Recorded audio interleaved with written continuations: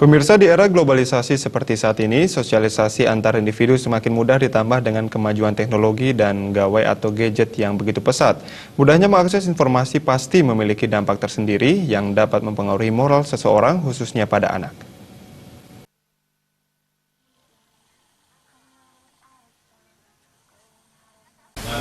Pengaruh perkembangan psikis dan psikologis yang dialami anak dan remaja saat ini adalah tidak terarahnya penggunaan ponsel, gawai maupun internet.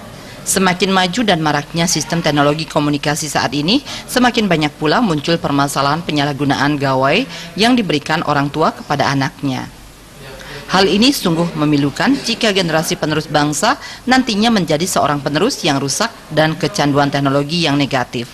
Sehubungan dengan hal tersebut, akademisi Ida Ayu Yadnyawati mengatakan, dalam upaya mencegah penyalahgunaan gawai pada anak, peran orang tua selaku pendidik di keluarga harus lebih efektif dan selalu melakukan pengawasan yang tepat kepada anak-anaknya. Kalau kita membiarkan anak-anak untuk mengikuti perkembangan teknologi itu, tetap harus ada pengawasan dari orang tua. Jadi tidak membebaskan begitu saja anak-anak untuk menggunakan HP, gitu, membuka internet, apalagi kalau itu masih SD, bahkan di TK. Sekarang jangan hanya gampang saja orang tua supaya anak mau diam gitu diberikan HP. Nah, kalau seperti itu tentu itu tidak akan mendapatkan manfaat, justru itu akan dapat merugikan si anak itu sendiri. Nah, kalau kita membiarkan anak tanpa pengawasan, itu anak itu baru bangun sudah mengambil HP sampai misalnya dia mau tidur.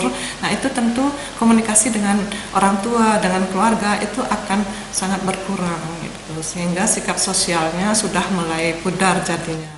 Lebih lanjut, dalam upaya melindungi anak dari dampak bahaya penggunaan kemajuan teknologi, pemerintah, orang tua, sekolah, dan masyarakat diharapkan dapat berperan aktif dan saling bersinergi dalam penanggulangan dampak buruk dari teknologi itu sendiri. Darte, Bali TV.